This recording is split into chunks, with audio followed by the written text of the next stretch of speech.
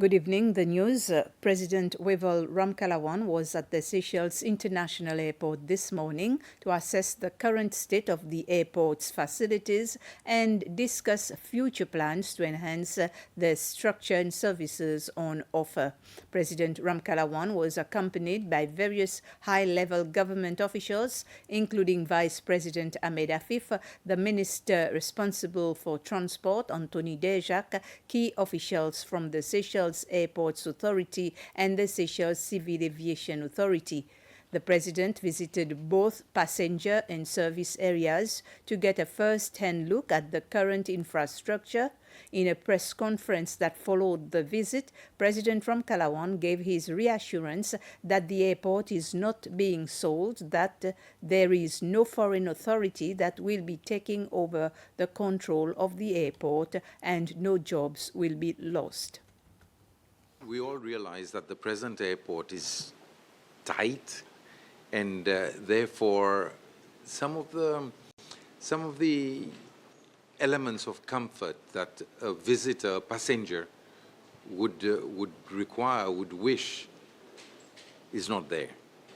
So basically, the plan that we've been working on is to see whether we need a new terminal altogether, basically a new airport altogether, or whether with what we have right now, we have enough space for us to accommodate new facilities, add extra facilities in order for us to give a good passenger experience. We realize that there are a lot of things that we can do. And I guess one of the first elements is having more carousels for baggage.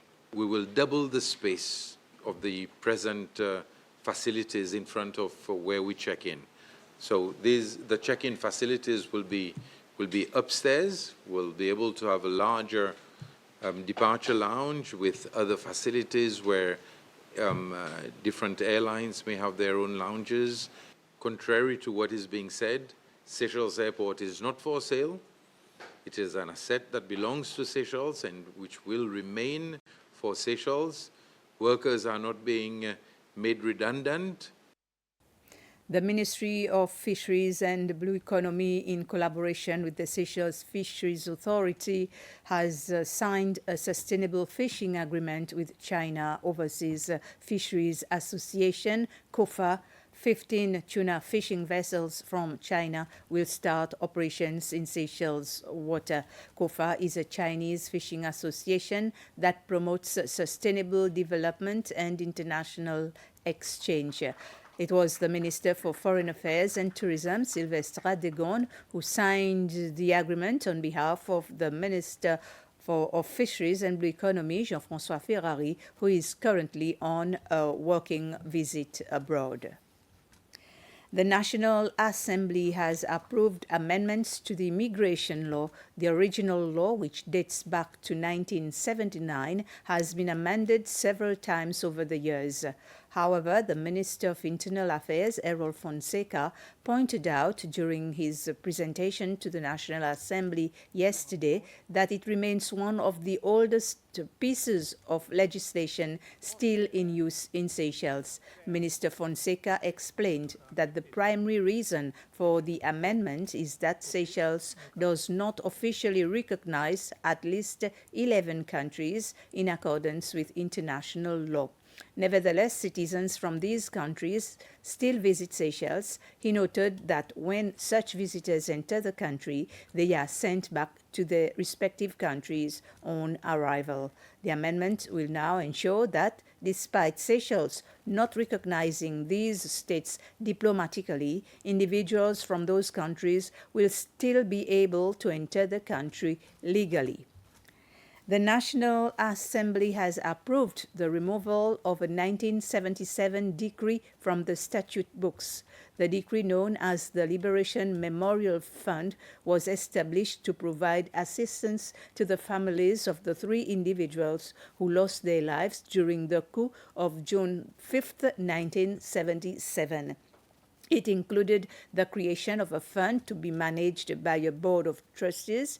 The sponsor of the bill, MNEJV Henri, proposed that the decree be repealed and that responsibility for supporting the families of the 3 victims be transferred to the Agency for Social Protection. As part of ongoing trainings for electoral and deputy electoral officers, the Electoral Commission of Seychelles met with those on Pralin and La Digue last weekend. This was the 3rd and last session of the training to ensure electoral preparedness and standardization at all polling stations across the country. Participants were engaged in both theoretical and practical sessions, facilitated by 5 electoral officers who have assumed the role of electoral officers over many years. The participants were able to ask questions, clarifying various points and exchanges required to be made. They could also familiarize themselves with the new technologies introduced and be made aware of the various case scenarios that regularly happen at polling stations. In a press release, the Chief Electoral Officer emphasized the importance of a well-prepared electoral team in ensuring a smooth and credible election process. A delegation of the Conference of Roman Catholic Bishops of the Indian Ocean, CEDOA, paid a courtesy call on the President of the Republic, Wival Ramkalawan, at State House this morning. They were part of a 30-strong delegation which attended the conference, which lasted over a week at Beauvoir-la-Misère. Cardinal Maurice Piat of Mauritius was part of the delegation, which also consisted of bishops, vicars general, and priests. The Bishop of Port Victoria, Alain Harel, and his Vicar General, Father Eric Léon, accompanied them to State House. They discussed several social and other pertinent issues with the President. The foreign delegation left the country early this afternoon. We've come to the end of this news summary. Thank you for your attention.